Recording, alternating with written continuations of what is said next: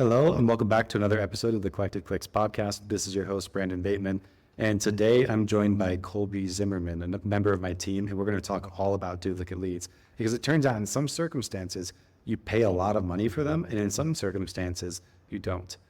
And understanding the difference between those tells you if you have to be stressed out about your marketing and change the strategy, or if you just keep course. All right, what is up, Colby? How you doing? Good, Brandon. Thanks for having me. Yes. How are you doing? Hey, I'm doing great. Thank you for Awesome. being there. I think this is podcast episode number 1 featuring you, hopefully one of many. I think you should probably introduce yourself for all the people who have no idea who you are. Sure. Yeah, my name's Colby. I started at Bateman about a month ago, and I'm working with our account managers, our front-end marketers. I've been in the digital advertising space since 2010. It's been a good journey. And I've done a lot of things in a lot of different verticals, managed probably over 1,000 clients at this point. And I just love that. I love the niche space. I love the bigger wins that we can get, the faster results that we can get from using a portfolio strategy. Yeah. So, and I'm excited for you to be here. You definitely left your dent on this company so far, just in the month you've been here. I know you'll do a lot in the future. So today, the topic that we have, we're going through, when we came up with this idea, we're going through some really common questions and frustrations that we hear from clients, even people like running PPC campaigns otherwise. And one of them that came up, it's not the sexiest of topics, but if you understand this, then you understand like when is it a problem, when is it not? It's the topic of duplicate leads. And I can tell you how this feels, right? Because you've talked to many clients in this situation. I can tell you I certainly have. Where they're basically like, I'm paying who knows how much money per lead. I'm paying $200, $300, $400, $500 per lead. And this person just filled out my lead form 5 times. And I can't believe that I just paid $2,500 for this one lead. It's like the initial reaction that people have. Now, the reality is, depending on what exactly is going on in the scenario, there could be different things that are happening. So I wanted to explore duplicate leads a little bit, and like, how do you know when it is a problem, when it's not a problem, when it's costing you money? How do you prevent it? All of those different things. Yeah. So I'll let you start. Like, let's just say I told you that I just got this person 5 times. Did I pay for them? Did I pay for 5 leads to get this? What would you say? Yeah, probably not. Most of the time when a duplicate lead happens, the click only happened once. And we can tell because we can go look at our leads and we can look at the Click ID, especially on the Google side. And in almost every case, those all have the same Click ID, which means you only paid for that click once. So your cost per lead might be $500, but in reality, those 5 leads cost whatever that one click cost. It didn't even cost the 500. So oftentimes that's what's happening. Either the form has a glitch and they hit the submit button multiple times, or they might fill out the form and then call, and then it's up on their computer, and the next day they fill out the form again. There's a bunch of reasons why somebody might fill out the form multiple times, but in the vast majority of cases, it's not to do with multiple clicks, and you're not paying for multiple conversions. Yeah, let's talk about how this works, because you just said a few words that not everybody might understand, right? So you said Click ID. What is a Click ID? Yeah, good question. So every time somebody clicks on Google or Facebook, on Google it's called Google Click ID, on Facebook it's called a Facebook Click ID. It's clever. Very clever nomenclature. Every time somebody clicks, that click is given an ID. And if you use robust tracking, you're able to utilize that ID. We use it to track conversions and opportunities, right? And so we feed information back into Google. So we're looking at these Click IDs all the time. And so basically it just means every single person that clicked gets a Click ID. Even if somebody clicks twice, they might have 2 Click IDs. They will have 2 Click IDs, excuse me. Yeah. So when somebody only has 1 Click ID on 5 leads, they only clicked once. Mm-hmm. And this is like a unique ID. If you've ever seen one of these, picture like an extremely long string of characters and numbers and stuff. Because can you imagine how many clicks happen on Google? They've got to have so many Click IDs. So that's what it looks like. And what happens is it gets appended into your URL. So now instead of like going to whatever we call ourselves, homebuyers.com, I go to whatever we call ourselves, homebuyers.com / Google Click ID equals, and then the string, right? And then we bring that into our form, right? So when you see your leads, you can see the Click IDs associated with them. And it's a telltale sign. So what is every lead, like you have 3 leads from one person, they all have the exact same Click ID. What that tells you is it's not actually a problem that you're doing this, because you only paid for a click once, and that click might have cost you $50. Now you got 3 leads from it. Or less. Yeah. Oh yeah. Or 1. Right. So for practically you got 1, right? But like, Yeah. like when we count cost per gross lead, we exclude duplicates from that calculation because they're not super relevant. But everybody kind of that's one of those things where some people go different ways. Some people count them, some people don't. I can tell you, I had a client once where they started getting a whole bunch of leads from one person. So they said, I need to get rid of this person. So we look and they're getting a bunch of leads from one person. Turns out they're actually different Click IDs. So we took action on that, and we tried to exclude that person from our ads. We did it by excluding their IP address. Yep. That's what I would have recommended. Yeah. Then what happened is they continue to get a whole bunch of leads from this person. Same person? Yeah. Like, what the heck is happening? Like, all right. Were they coming from a different platform? Well, turns out they were getting different Click IDs for each click. Then after we exclude their IP address, now all the Click IDs are the same. So this is somebody like trying to spam them, and now they're just like holding on to the landing page that they had from last time because now they can't find the ad anymore.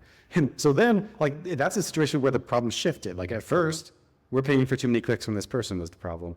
The second problem was now they're filling out our form a whole bunch when they're only doing it based on the click that happened weeks ago. So that's not continually costing us money. This isn't like And a did paper. And were you were you able to look in the back end and see what the invalid click rate was and if they were credited for that? Because that's usually the case. Usually if it actually is multiple clicks, usually Google is pretty good about picking up on it and refunding or crediting that amount. I did not. Although I can tell you in my industry, or in my experience in this industry, we don't have a ton of invalid clicks, even when we have like pretty bad spam issues or something like that. But part of that is that sometimes people doing fraud are pretty sophisticated and They're getting better. they little trick Google, different IP addresses, different Click IDs. But yeah, that kind of brings up like another action step that we can take. If you are getting multiple leads from one person, but they all have different Click IDs, that is a sign that you're paying for each one of those clicks. And there's absolutely things that you can do about that. You can exclude the IP address. They could always change their IP address. I mean, this gets rid of it like 90% of the time. We've had a few weird circumstances. If anybody's targeting the Dallas-Fort Worth market and you just keep on getting the same lead over and over again from Wiley, Texas, like there's just all of our clients that target that area have the same problem. You just got to like exclude the city. It's the only way to get rid of that person. I don't know what's going on there. So there's like weird stuff like that. But if you like discount that if you take out that weird stuff, it's largely that you can get rid of it with IP exclusions, which is basically just blocking those people from even seeing your ads in the first place. When it comes to like getting duplicate leads, a lot of people want to take it to the form. They're like, I just want to exclude their IP address from the form, or I want to block this person from filling out my form. Turns out that's not actually the problem that you're worried about. The problem you're worried about is that they click on your ad. Filling out your form doesn't cost you anything. It's the clicking on the ad that's the problem, right? So even if you can fix it by trying to like not let them through your form, the real issue that you want to solve is you just don't want to spend all the money on those clicks to begin with. And that's where you can spend a significant amount of your budget on one person if you're not careful. Totally. Yeah. So we were talking just before the episode about softwares that do that. It turns out that there are some softwares that help. You want to share your experience with those?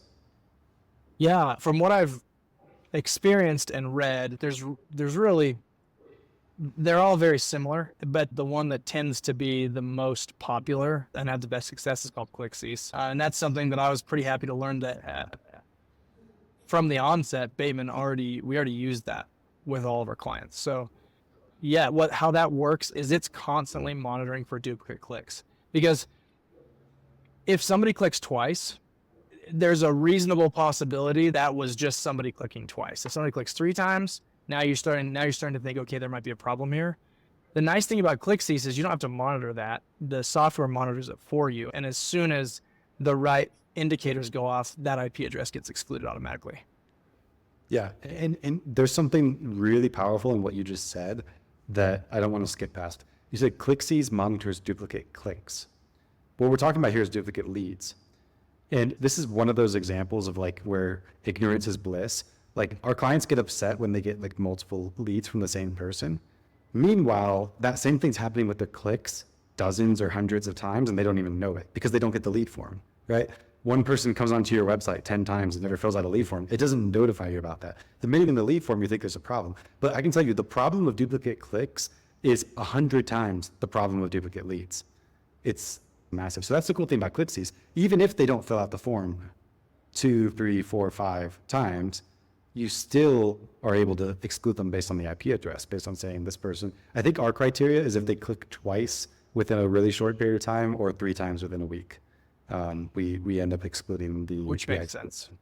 You can submit to whatever criteria you want. We also aggregate that data across some of our clients. So like if there's a really problematic person in one account, we'll exclude them from all accounts targeting an area, which kind of makes it so you never even have to discover that on your own. So it's just one of those advantages that you can have. Humble brag. Bateman can exclude fraudulent clickers from other clients before you even start with us. And you'll never know that it actually happened or that there was actually value with it. It's one of those crazy things. But yeah, that's what's really cool about Click IDs. And honestly, if let's just say you're running your own PPC, should you buy Click IDs? My advice would be it's probably not a big enough problem to do it. In our case, because we're doing it across multiple clients, and it works. I think it costs us like $1 per client for this software. Like when you really work it out, it makes sense. Yeah, if you don't have a really big budget and a lot of clicks, you're right. It probably doesn't make sense to buy for yourself. Until you have a specific problem, like you're noticing that you have a pretty big duplicate click problem, but you can save some budget on those things. There is one last circumstance, and this is actually the most common circumstance where we see duplicate leads, and it's specifically from Facebook ads, and not just Facebook ads, but specifically retargeting on Facebook ads in this industry. That's where we just get tons of duplicate lead form submissions. What's your, help the audience understand, what's happening there? Why is that more common on Facebook than other places? And what do we do about it? Yeah, so, think about the differences between Google and Facebook, right? On Google, if you're going to click multiple times, you have to go in and search multiple times. On Facebook, because as soon as somebody visits your website, we're going to retarget them wherever we can because you've already paid the bulk of that click. So now we just want to show if we know that they're interested. So on Facebook now, they don't. Yeah, just add some context to what you're talking about here, just some numbers, because I think it makes it real. Like you could pay $50 per click on Google, not an unusual amount to pay, to get the person. And then now to reach them each time on Facebook, you're maybe paying somewhere between 1 and 4 cents each time. View. Yep. That's the massive discrepancy here. So you just paid $50 per click. They didn't convert on your website. And now you can follow up with them for pennies on the dollar. And now we can show up in front of them 200 times for $4. And that's the strategy. So we don't exclude, once we're retargeting on Facebook, we don't decrease the frequency. We're not trying to limit the amount of time somebody can see the ad. We want to be top of mind. So let's say they're not ready to sell today. Maybe they are in 30 days. They've seen your ad over and over again for 30 days. Guess who they're going to look for? They're going to look for you. Maybe they'll click on your ad when they're ready. And yet they might click on it multiple times without realizing they've done so. And they might submit duplicate leads without realizing they've already reached out to you. And it's a little annoying, you looking at your leads and going, oh, I've got 5 leads to work today and 3 of them are duplicates. That's certainly annoying. And it's a reasonable price to pay to, as often as it happens, make 20 grand. That $4, I would totally be okay with $4 and looking at a few bad leads to occasionally make 20 grand. Yeah, I once had a conversation like this with a client where they were just like, you know what? I'm sick of paying for the duplicate leads on Facebook retargeting. Let's stop retargeting. So I said, well, do you think it's worth it to be in front of them? Outside of that, do you think it's worth it to continue to follow up with them, to have your brand in front of them, et cetera? They're like, yeah, that's worth paying whatever it costs. And so when we added together, I was just like, okay, how many duplicate leads have you had from Facebook? We got the number. I can't remember. It was one of our bigger clients. It was a lot of them. So we added up how much it costs for them to reach the people that generated those duplicate leads.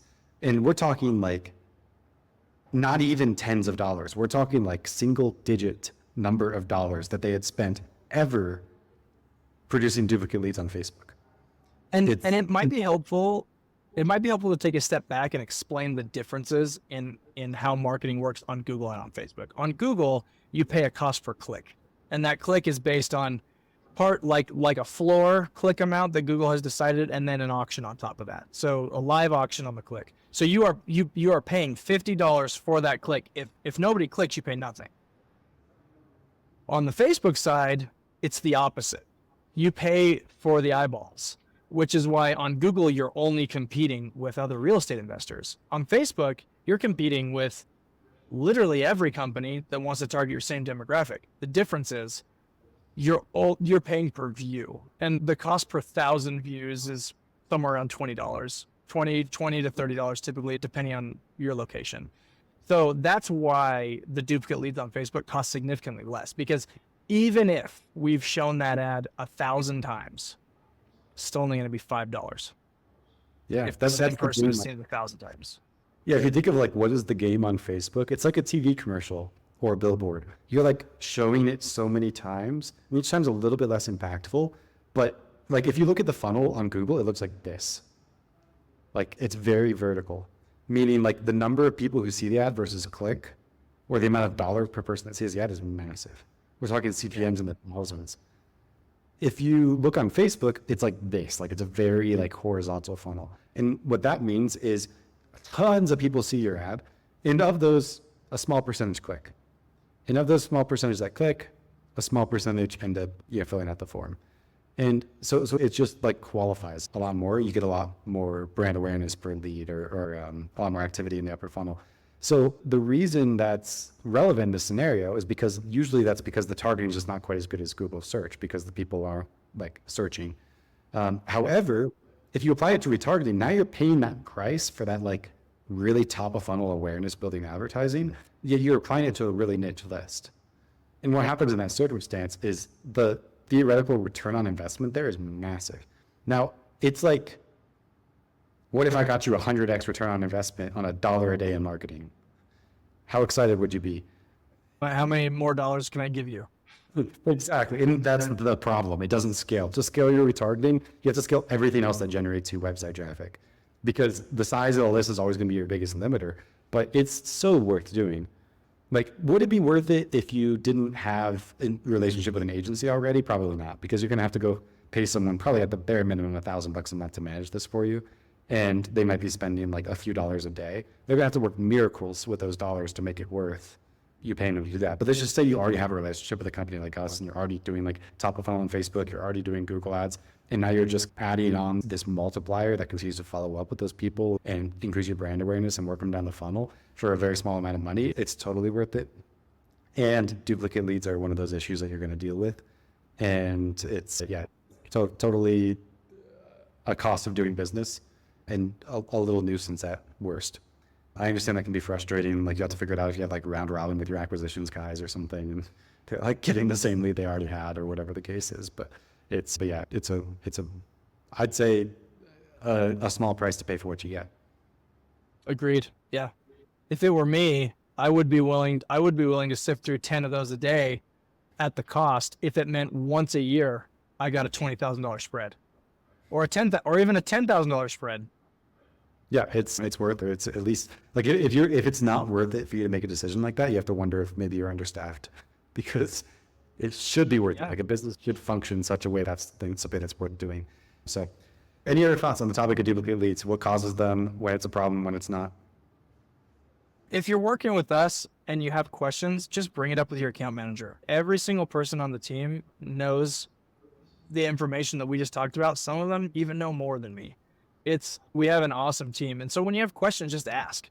Like, there's no reason we can't have this discussion and look into the leads, make sure that they're not costing you a lot of money. And at the end of the day, in most cases, it's not costing much and we don't make a change. But we do occasionally uncover scenarios where we need to make changes, and we move forward that way. So by that logic, don't hesitate to bring it up. Don't hesitate to bring up any concerns. Yeah. I did just think of one other scenario that happens a lot. This is common with companies that are spending a lot of money across a lot of marketing channels. Duplicate leads across their channels. So they might get a lead from us and get that same lead from a pay-per-lead company, for example. And I actually think this is an interesting scenario to unpack. And I think different people would view this different ways. Because on one hand, you're absolutely paying for that lead twice. You paid us for that lead. You paid the paper lead company for that lead. On the other hand, it's worth thinking about what happened because you got that lead. Because if you think about it, there's on Google, this works different than like direct mail, for example. So let's just say we're talking direct mail and you live in the middle of nowhere. You're somewhere completely undesirable where nobody wants to buy your house. You might have 0 postcards in your mailbox from people that want to buy your house. If you are on every list and you're in the heart of a really competitive market, you might have 50 postcards in your mailbox from people that want to reach out to you. Now, Google's really interesting because you can search from the middle of nowhere, and guess how many ads you're going to see on the top? 4.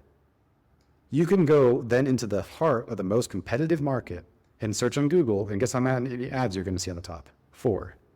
So it turns out on Google Ads, there's, to the person, the amount of competition they perceive, there's the same amount. Because if there's any more than 4 people bidding on Google, then it's just 4 that show up. There could be 4 or 500 bidders behind. There's just going to be 4 that show up to the end person because it's just the 4 highest bidders, right? So then if I'm a consumer, I have like a fixed amount of inventory I'm going to find on Google from an ad standpoint. Of course, there could be more organic results, but then we're talking 2 billion versus 1 billion pages that they could find that are relevant, right? It's like, it's irrelevant because there's always going to be tons and tons of organic results.